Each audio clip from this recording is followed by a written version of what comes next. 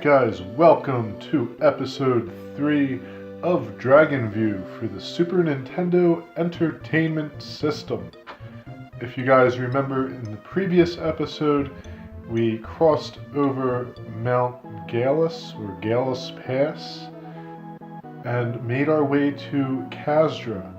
Of course, all that was after defeating the horrible scorpion monster in the storehouse so we could get some bombs. Now we're setting out to retrieve that bow the little girl in Kazdra mentioned in the last episode. It's just in this cave over here. I'm kind of surprised I didn't overshoot this bitch because it's, I don't know, I have trouble navigating this map sometimes.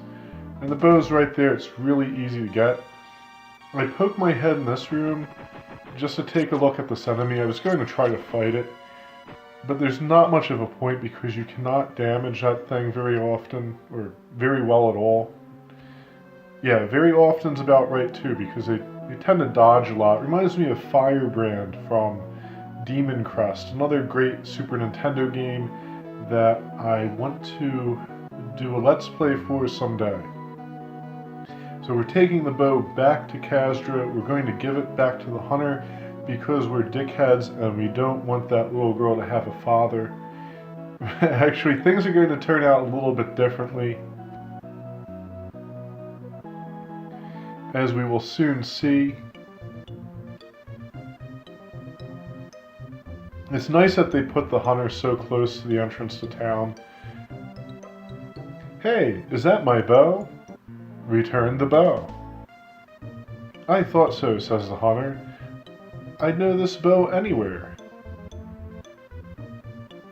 I've decided to stay in town so I can spend more quality time with my daughter, while we starve because we won't be eating very much. Here, why don't you keep the bow? I don't need it anymore. The bow's going to come in handy. I did stock up on things off screen. I also got some levels, which we definitely need, because the next boss is a real fucker. He really is. You won't see it so much in the fight because I made sure I got up to level 12, and the bow is going to kick his ass, so it's not really going to be very dramatic. But if you don't have the bow and you're not a very high level, you might encounter some problems. And we're going to head out for the lake cave next. That's where that guy Rodister lives. After we kill this completely pointless enemy. One of the things I did to get to level 12, you can fight in the area around the fire cave, which is our main destination. The experience there is good, and it's a good idea to get to like level 10 there, but I actually went north of the lake cave. We won't see it here because I didn't really want to take a whole lot of time to do it in the video. It would probably be kind of boring. But I went north to the swamp where there's these really powerful enemies. And if you use the Huazo on them, that fucking boomerang thing, and you keep away from them, you can kill them in like 30 hits, which sounds awful, but they give you 1,200 experience apiece, so I think I fought a total of like 3 enemies and got from level 12, from level 10 halfway through level 12, which was awesome. And then I was just like, okay, well, I'll go back to Kazdra and save the game, and then, we can do this fire cave. I did buy some arrows and I think like 1 bomb or something, just so we'd have some equipment. I was considering using the bombs on the boss, but that would be difficult to say the least, so it's good the other strategy I had in mind worked out. And as you can see, the path to this cave is very long and boring. I don't know, the overworld in this game, I kind of like it, but it kind of fucking sucks at the same time. And here's Rodister. He looks like a Rodister. I'm Rodister. What is your business here? I was told you might know where to enter the Kier Temple. You reply hopefully, or you might know how, excuse me. I see, Rodister mumbles, pondering your request. You need the power to melt demon's ice. Only the mystic ring of fire could hope to burn so hot. If you intend to enter the cave of fire to retrieve that ring, then remember this. You must have serpent scales to withstand that blazing inferno. Return to Rhesus and talk to Master Quinoa about the scales. Oh, I said Rhesus right. I should call it Reese's. Alex, you may take the contents of these treasure boxes if you need them. How generous. He gestures to indicate the chests before him. Yeah, I mean, you know, you're a dude living in a cave. And like, all you have is like a chest with a potion and a crystal. Are you sure you want to give that to me? You seem like you're kind of hard up. There's maybe like a secret button like on the cave wall, and the door opens up and he's got like a pimped out pad back there. And yeah, we get to make the long journey back to Reese's. Fortunately, there is the Warp Star, which is a shortcut, but it's going to be some distance to walk to the Warp Star, and it's ultimately only a little bit less time to get there than it is to go through Gallus Pass, so you know, maybe not the best design choice. Maybe they could have been a little more liberal with the warp stars. It would have been nice if you could pick the location. But really, in reality, I'm just happy they're there, because you know, some of these old games they'd make you walk back to that bitch, and yeah, it wouldn't be nice. But we are close. There's Kazdra.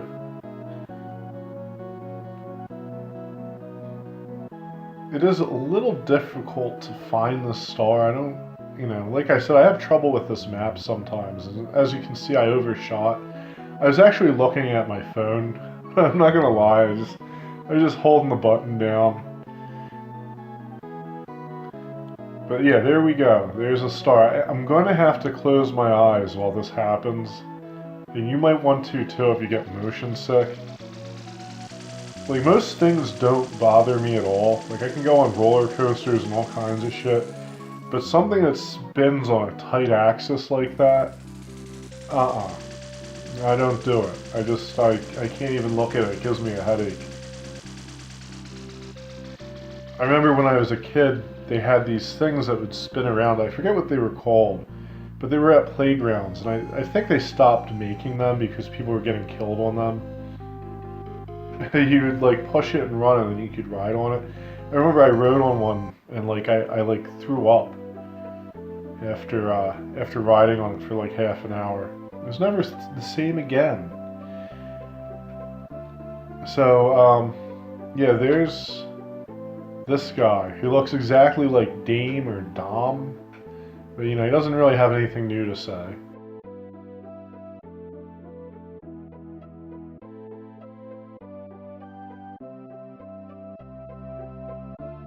It'd be cool if we could take one of those spears.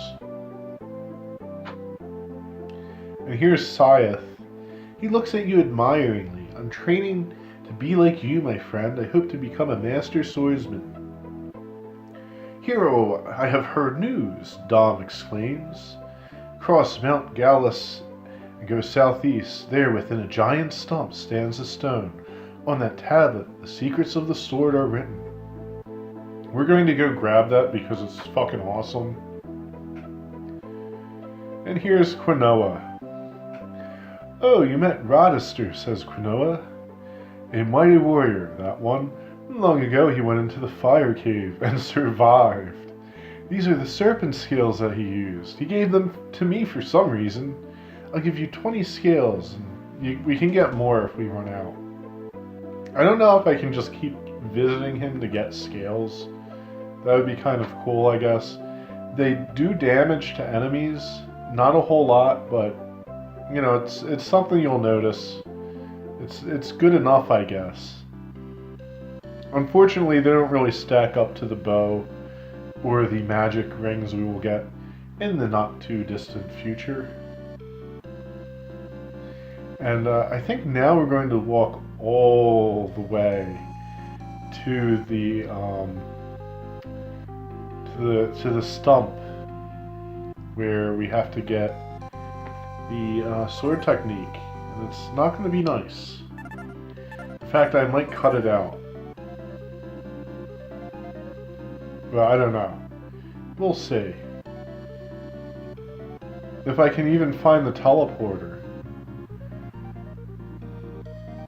Like I said, I have trouble with this map, and it's kind of sad because there's a compass right on it that tells you exactly which way you're going.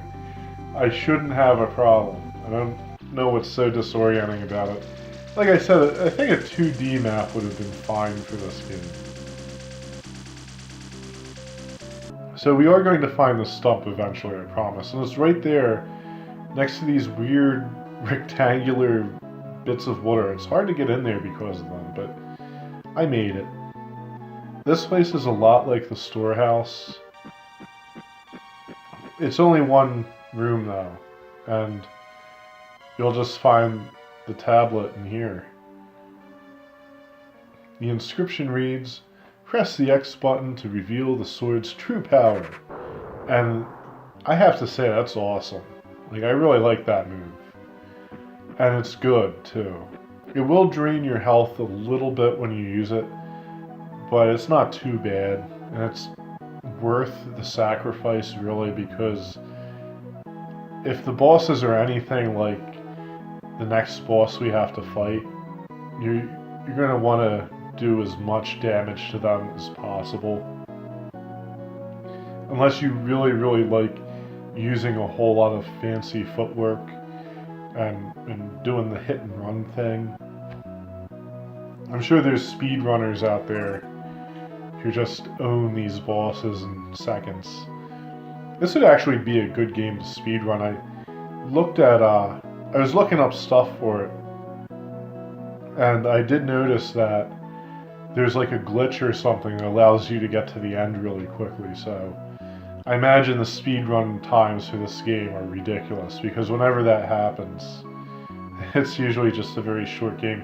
And the music here is awesome. I'm going to shut up while it plays.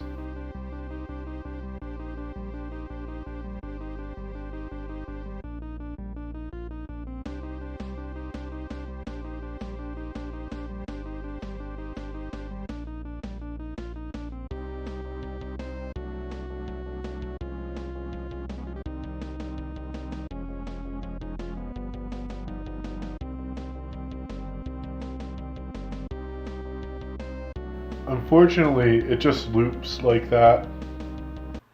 But you have that cool intro and it just does that loop for the whole, like, forever. I mean, it's not bad, but it would have been nice if they played the intro again in the loop. This is where the music in the game gets a little bit better.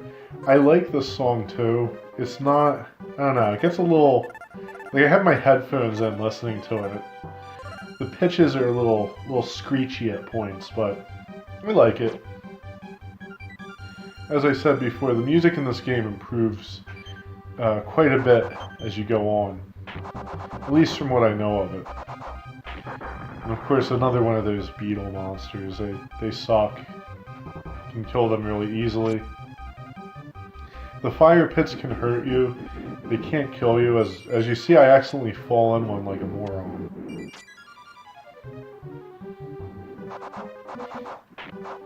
And we have more of these retarded beetle fuckers.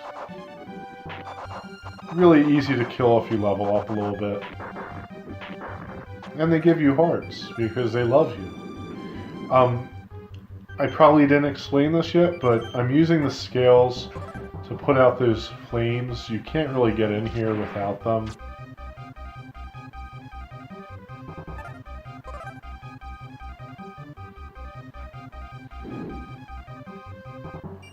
And I'm just equipping the bow to be safe because I was trying to save the scales as much as possible. I was very much under the impression that it was the scales that did a lot of damage to the boss. And when I played this dungeon to write the walkthrough part, walkthrough part, you know what I'm trying to say. When I played this dungeon for the walkthrough, there we go, that makes sense. I was like trying to kill the boss with the scales, and I was only like level 10 and it was not working out. But I knew something did a lot of damage to him, and there I am just kind of, I don't know, fucking up. These guys are dangerous if you're a low level, but if you're like level 12 and you have the Waza, which I swear I'm going to look up the pronunciation for eventually, they're easy. And we use another scale to put this out. You know, just in case you didn't get the idea. I have to say though, like the way they did that sucks. Like your weapon just appears and a bolt of ice shoots out of your crotch. I do like how this game's, it takes a lot of ideas from Legend of Zelda. Like you'll have like shutter doors that close when you enter a room and you have to kill the enemies to open them. Or you have to like move a statue to get somewhere. Like we're going to see that come into play again. And I think that's really cool. Like I have to say, like the more I play this game, we got some extra magic points here. Of course we don't have the fire in yet, so we can't use magic. Yeah, the more I play this game, the more I like it. It had a lot of good ideas in it. And it really kind of blended the beat-em-up RPG and like action-adventure Zelda type genres together really well. Like, I don't even think there's a game like this aside from this game, I'll have to say. And we got some sword energy, so I think we get like another 10-15 points of damage on the sword. And it turns gold. It's kind of strange that gold is like the second rank for the sword. You think like the sword would turn silver or something. I think it's silver on rank 1 though. It's like kind of a dull iron color, but still, it's strange that it turns gold on the second rank. Be interesting to see what colors it turns as we move on. So yeah, we push this statue here, much like in Legend of Zelda, and the door opens. Unfortunately, oh, well see here you have to go down this hole, because if you try to use a scale on the fire up there, it will just make the fire go down for a second and will flare back up again. So you have to fall down the hole and put it out at the base. If you do not hold like left when you're falling, you will take damage from hitting the fire. And I just leveled up, which is great. But yeah, see, this is why I use the Waza on these guys. I don't know why I didn't. I'm just going to call that thing the boomerang. I don't know why I keep trying to call it by its right name. I can't even fucking say it.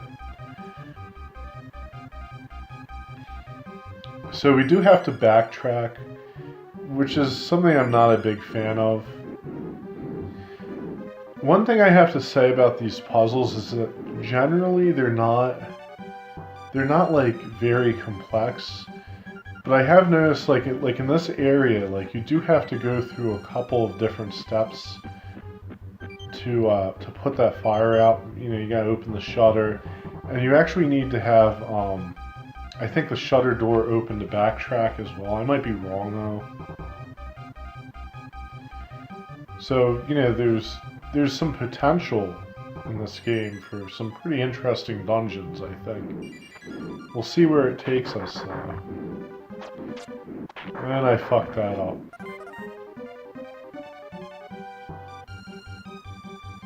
These fires will chase you. They're not really a big deal, though. And we have this little asshole.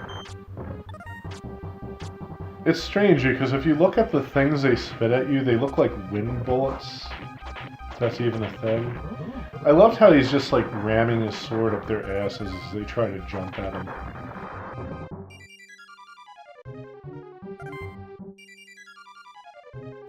Then I take a moment to compose myself because this is the boss room.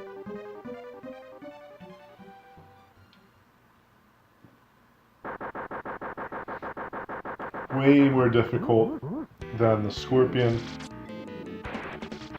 And as you see, I try to use a skill against him. It does okay. And I try to hit him with the sword. That does a fair amount of damage. Especially the sword technique. But then I'm just kind of like, well, I need to heal. I need to heal quick. But then I'm just like, well, fuck it. I'm going to use the bow. Because at that point, like, I knew I could kill him if things went wrong. I actually like the animation for the bow, too. And as you can see, it takes a big chunk of his life out.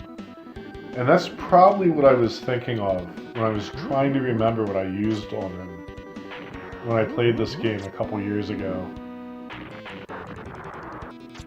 And strangely enough, like, none of the walkthroughs mention it. There's only really 2 that I found. I think there might be a 3rd or 4th. There's one written by some guy called the Admiral, and it's really excellent. It's like really detailed. But strangely enough, he didn't seem to know that you could use the bow on this guy. And like from what I can tell of the walkthrough, like his tone and the way he talks about things and breaks things down, it seems like he played the game a few times. So I don't know. Here's we have more of these dudes. I tried using the firing on them.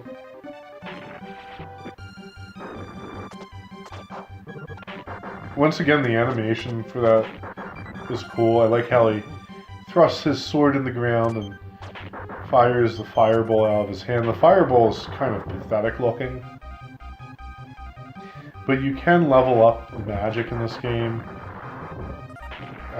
We don't do it in this episode, but we'll do it in the next one. We'll go visit that flame wizard, and we'll see. Maybe he'll get a bigger fireball. Alex will get some bigger balls.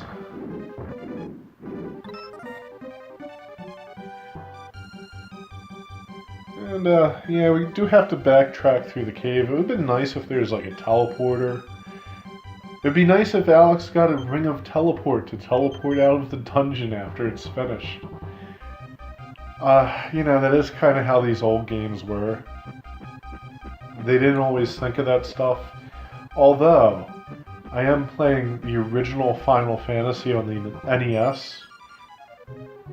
And whenever you beat a major boss, you can walk into the back of the room and teleport out of the boss dungeon. So, you know, it was something that was thought of long ago. I don't know why they didn't just kind of adopt that into these games. Of course, sometimes it's nice to be different. I feel like a lot of games have, especially modern games, they're so streamlined. Like, there's all these shortcuts and all that stuff, which isn't necessarily a bad thing at all, because it makes life a lot easier. But there is something to be said for just kind of having to walk through an area and deal with it. I know, I remember, I think it was Oblivion. Yeah, Elder Scrolls Oblivion. Some people would like not fast travel. They would just walk everywhere, which is cool. Of course, that game gives you the option. So, you know, it's like, well, whether you want to take it or not is up to you. And then we're going to make our way back to Kazdra. I'm not really going to do anything else in this episode because, you know, it's about 30 minutes, which is a pretty good length for an episode if you ask me. I like to try to keep them like around 10 or 15 if I can, you know, but this, like I said, this game is something you kind of want to play a little bit Because otherwise it'd be like, I don't know, me talking to Rochester and visiting Quinoa. And that would be this episode if I didn't make it 30 minutes long. I guess I could cut out some of the bullshit where I'm walking around. But, I don't know, that's kind of part of the game. Like, you know, some games you can cut that out, and it's, you know, it doesn't make a big deal. But, I don't know, I feel like it would detract from the experience of walking into trees and bumping into them. You know, you don't get the full effect of that if I cut this shit out.